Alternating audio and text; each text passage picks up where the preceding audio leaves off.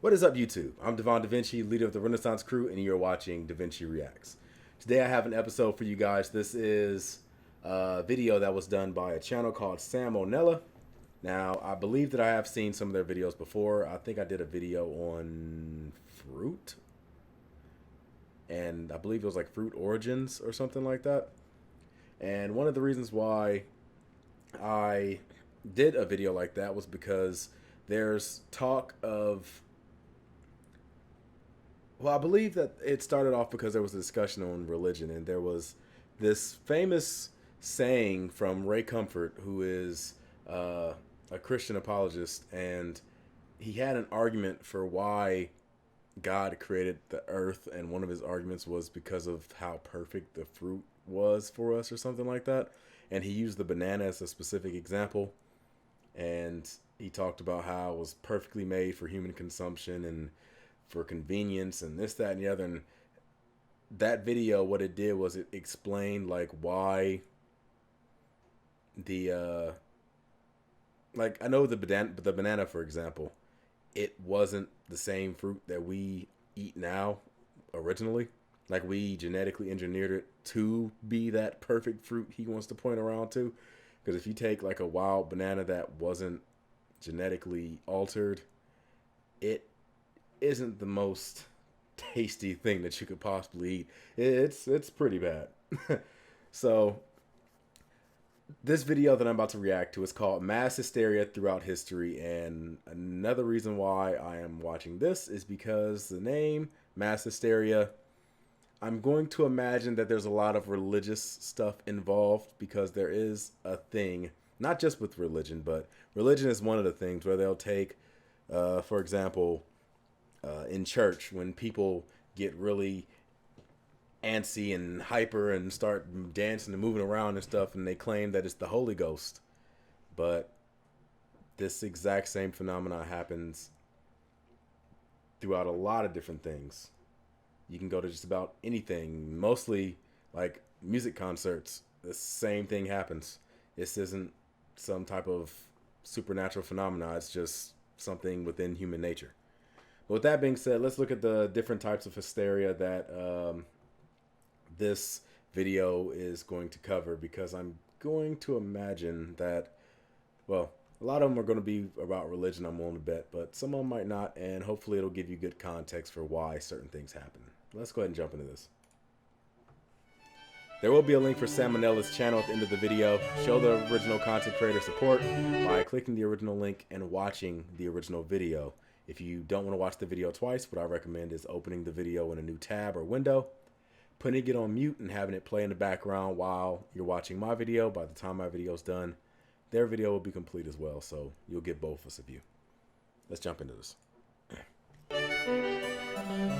Hey kids, if you've ever been Black Friday shopping or visited the Diablo subreddit Black Friday recently, gets chances hectic, are you've encountered mass especially in hysteria at America. some point. Mass hysteria is known medically as mass psychogenic illness, or MPI for short. It's basically just when a bunch of people start acting a fool for no discernible reason other than maybe a stressful environment. Being that this sort of thing is naturally very noticeable, there's loads of documented cases found all throughout history. Let's take a look at a few. This first one is what made me make this video in the first place. So one day, sometime in the Middle Ages, a group of nuns in a French convent were enjoying a quiet, uneventful day until one of them decided to start meowing.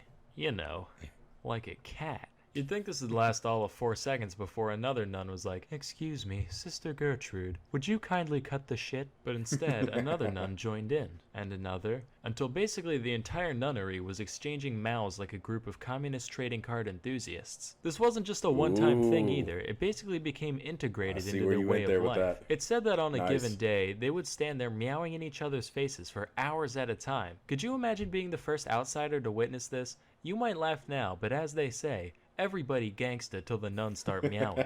I'd void my bowels and move to Malaysia without even thinking. Miles more terrifying than this pile of garbage. As you can imagine, though, after a while it stopped being scary and just... I see a purr in there. Somebody ain't on the same page. You got to get that sister together.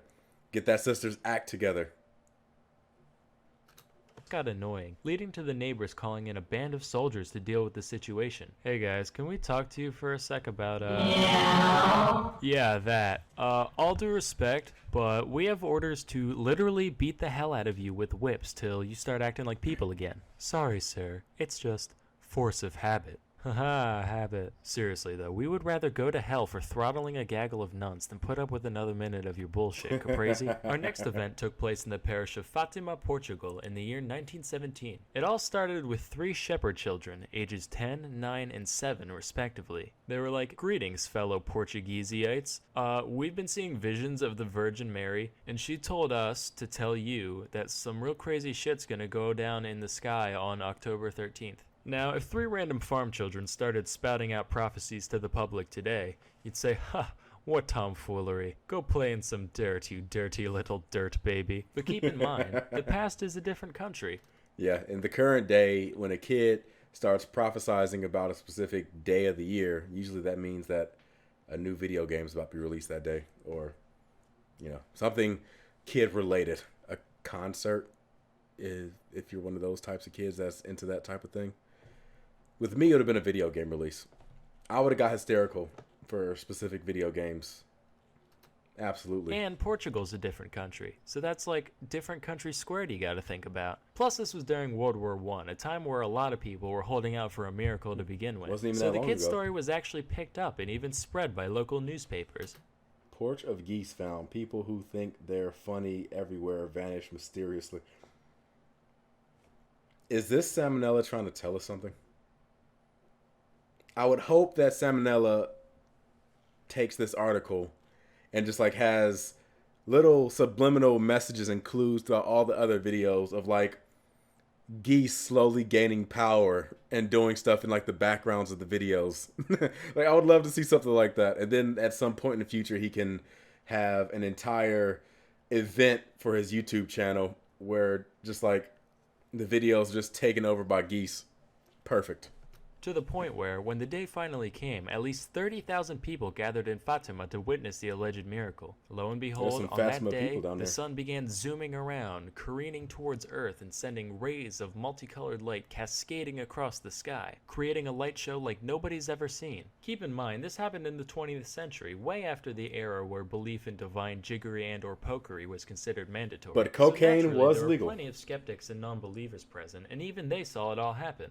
Or so they thought. How do we know the sun didn't really whiz around haphazardly that day, Well, number 1, use your frickin' brain. And number 2, accounts differed wildly from person to person. While some say the sun zigged hither, others say it zagged thither, and others still said it shined a brilliant yellow and stayed perfectly still. As such, it was eventually concluded that the event was just a combination of MPI and weird eye stuff from too much sun staring. Although I'd like to believe it was real, just that Jesus' illusion skill was way higher than his alteration at the time. Yep, that's it. Sam's going to hell. Why, for blasphemy? Trust me, that was the least offensive part of that joke. Alright, we're going to try to break this down. Let's see. Illusion. His illusion skill was way higher than his alteration at the time.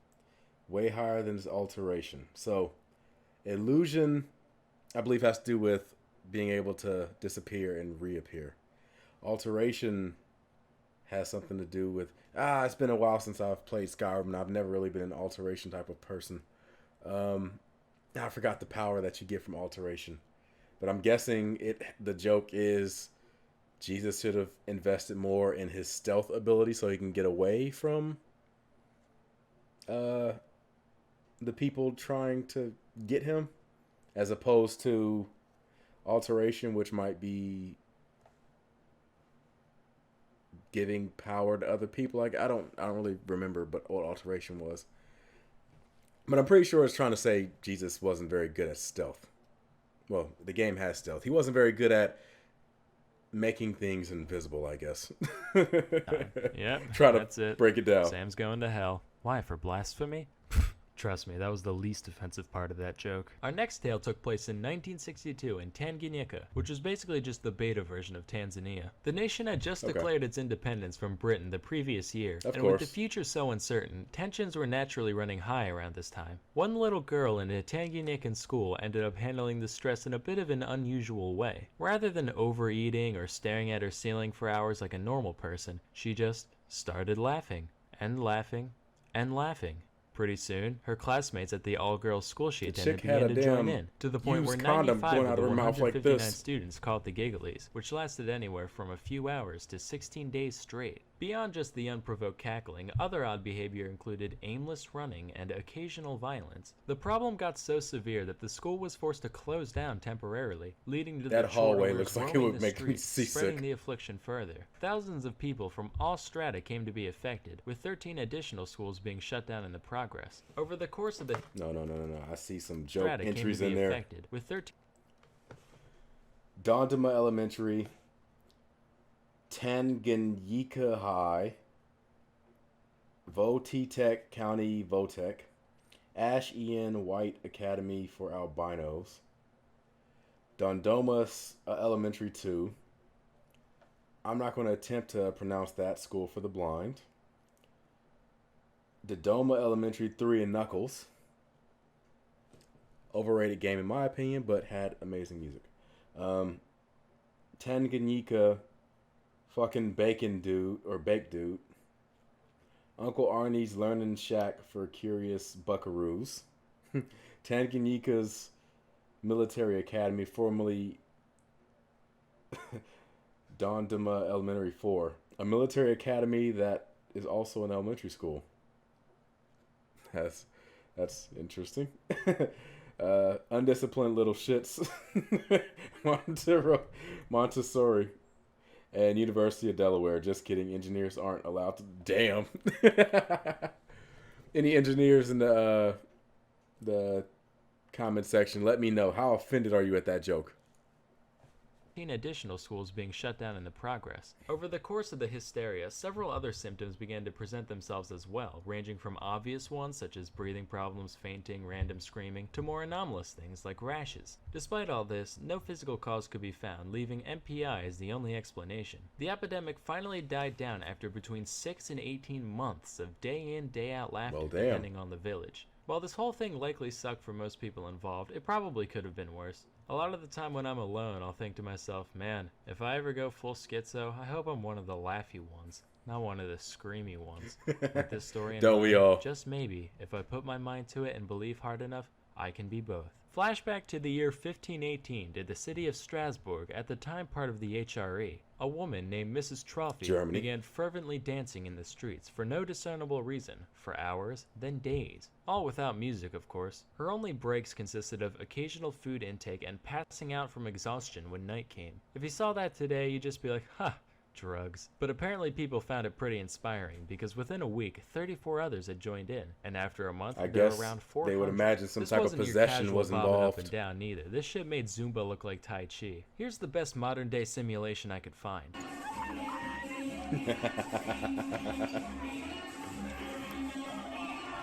Now, I don't think a lot of those Jamaican dances, I don't think there's a lot of consent involved. That some of that stuff be wild.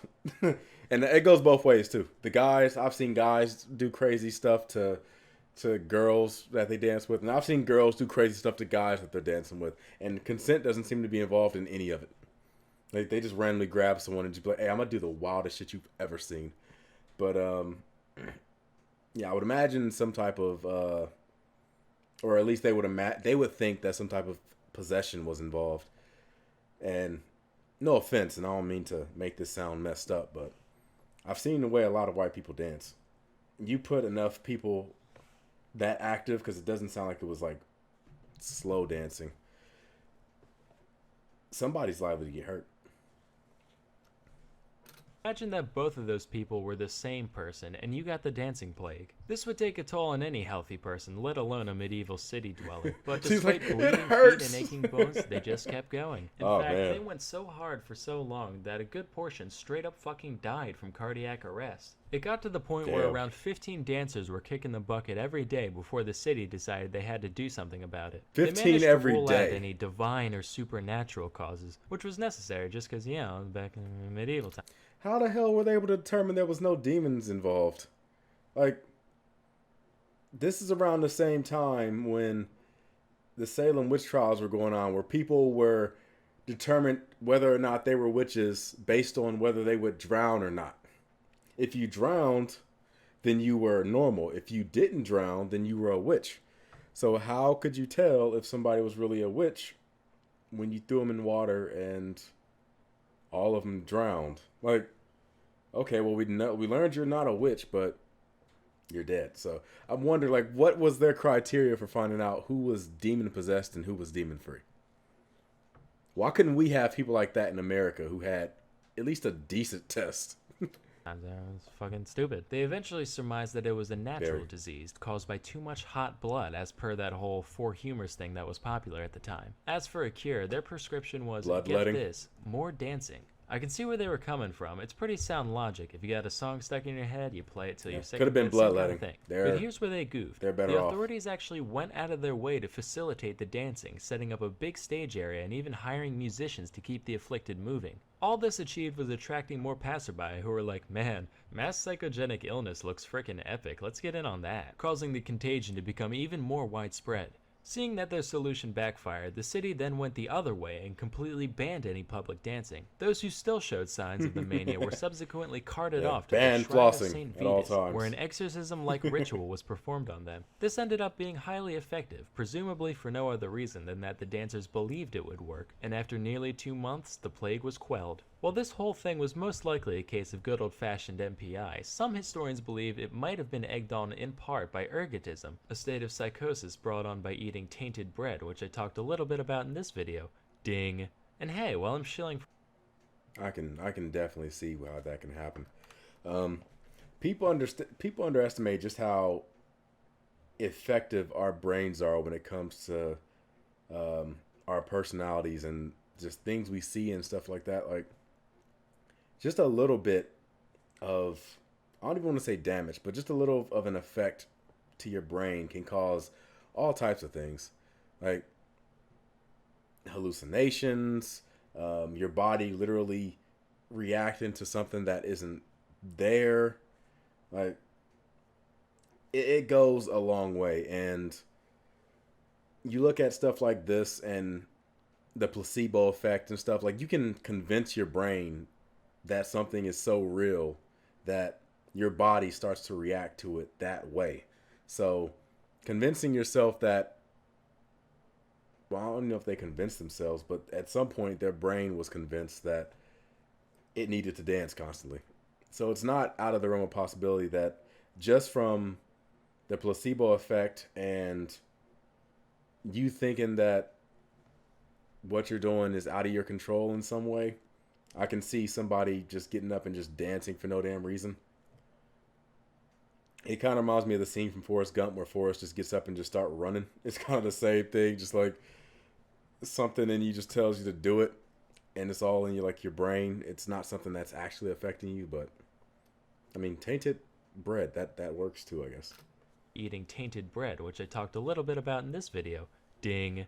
And hey, while I'm shilling for my channel, I might as well give a shout out to another as well. Today's video was sponsored by Cheddar, a network focused on producing fascinating content covering first time topics I've ever heard of technology, this products, particular businesses, and the like through the lens of innovation. Here's one about desire paths, like those lines of endorsement? dead grass from people taking more convenient routes through places. It's one of those things that plenty of us have thought about but never actually explored in depth like this video. Cheddar's full of intriguing stuff like that. I highly recommend giving them a look. If you're more science oriented, they still got you covered with their Cheddar Explorer series. This one's all about how we can be sure if a species is really extinct or not. They talk a bit about animals we thought were gone that suddenly does sound reappeared out of interesting. nowhere. Super interesting. Go check it out. Anyway, that's all for today. Till next time, I'm Salmonella, and thank you for watching. If you like this video, please subscribe. If you don't, that's cool too. Any idea for future videos, let me know in the comments. At this point, Salmonella's channel is so big that I don't think that he really needs a lot of people to necessarily recommend stuff, because there's definitely someone out there that's recommending it. But with all due respect, if you enjoy his stuff, go and leave ideas. I mean, even if he doesn't necessarily see your idea, you never know, he might run across it, and it might be something that gives him an idea to do something that he would have never thought of doing. Now, with that being said, I will probably check out that Cheddar website. I might not do a reaction to the video, but I do want to see the video about the the criteria for what makes an animal extinct. Because it is, to me, it's interesting how someone can determine a particular species to be gone when it's pretty much impossible to always be like in all places at once. Like there's no way you can fully get all eyes out there and see that there's no animals that exist. So you kind of have to assume it. So I'm wondering what their system is for determining that. If you guys enjoyed this video, again, I will have a link for Salmonella's channel at the end of this video. The last 30 seconds, the icon will pop up. Click on it. It'll take you to the channel. You can go ahead and watch the videos from there. Subscribe to them, all the other good stuff. And again, the original link is in the description box down below. If you haven't seen it already, I highly encourage you to do it. This is a rather old video. It was made in December 1st, 2018. So I was about almost 2 years ago. So again, if you enjoy the content, go watch the original video if you haven't already seen it. Open it in a new tab and have it play in the background on mute while you're watching other stuff or doing something else. Any type of support is always welcome. And if you like my content, hit that thumbs up button. Hit the subscribe button. You can hit the notification bell if you want to. I don't personally push it because I don't know exactly how effective that is. I have heard of people that said that they have been subscribed to me, but they weren't getting any notifications of my uploads. So if you're having an issue with that, just let me know in the comment section, because I don't know how much I can really help, but I can at least try to run that by YouTube if I ever have the ability to. So with that being said, I hope you guys enjoyed this video. I'm going to give you the deuces. I'm Devon DaVinci. Hopefully you've been a little more enlightened. Look forward to see you guys in a future video, and I'm signing out. Deuces.